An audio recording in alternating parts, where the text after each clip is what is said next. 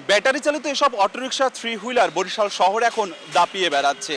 BRTA কিংবা city corporation বলছে ধারণ ক্ষমতার থেকে 2 থেকে 3 গুণ বেশি এখন শহরে যান চলাচল করে, ফলে যানজট এখন নিত্যদিনের সঙ্গী। সেই সাথে সাথে বেপরোয়া গতির এসব মোটরযান ঘটাচ্ছে প্রতিনিয়ত দুর্ঘটনা। বিআরটিএ সর্বোচ্চ 30 এর গতিসীমা নির্ধারণ করলেও বাস্তবে 40, 50 কিংবা 60 কিলোমিটার বেগেই এসব মোটরযান চলে।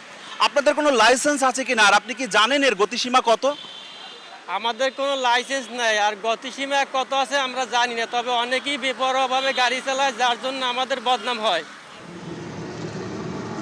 গত 1 বছরে বরিশালে অন্তত অর্ধশত সড়ক দুর্ঘটনা ঘটেছে 3 চাকার যানের কারণে। বেপরোয়া গতিকে দোষারোপ করছেন খোদ চালক ও চলাচলকারীরা।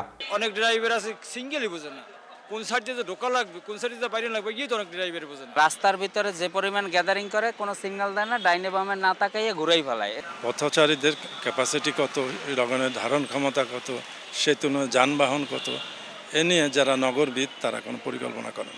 বড় রাস্তায় ওরা না থাকলে আমাগুলোই অনেক ভালো হয়। শহরের গুরুত্বপূর্ণ সড়কগুলোয় যানজট নিত্যদিনের, যদিও ট্রাফিক পুলিশ নিয়ন্ত্রণে রেখেছে বলে দাবি তাদের। আর বিআরটিএ জানিয়েছে ধারণ ক্ষমতার কয়েক গুণ বেশি যানবাহন মোকাবিলায় এখনই সমন্বিত উদ্যোগ দরকার। রেগুলার এই অটো গাড়ির বিরুদ্ধে অভিযান চলমান। আমরা অনেক অটো আটকে রাখছি, জরিমানা করতেছি, ইনশাল্লাহ এটা কমে যাবে। কিন্তু যেই গাড়িগুলো আসলে অবৈধ, যে গাড়িগুলো আমার কাছে রেজিস্ট্রেশনের জন্য আসছেই না, সেই গাড়িগুলোকে আসলে ট্রাফিক পর্যায়ে সেগুলোকে ডাম্পিংয়ে পাঠানোটা খুবই জরুরি। একদিকে বরিশাল শহরের সড়কগুলো সরু, অন্যদিকে নেই পার্কিং ব্যবস্থা, সঙ্গে আছে লাইসেন্সবিহীন মোটরযানের ছড়াছড়ি।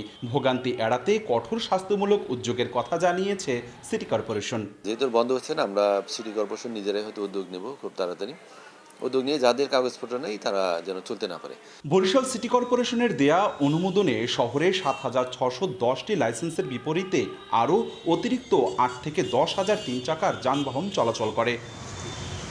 অপূর্ব অপু, সময় সংবাদ, বরিশাল।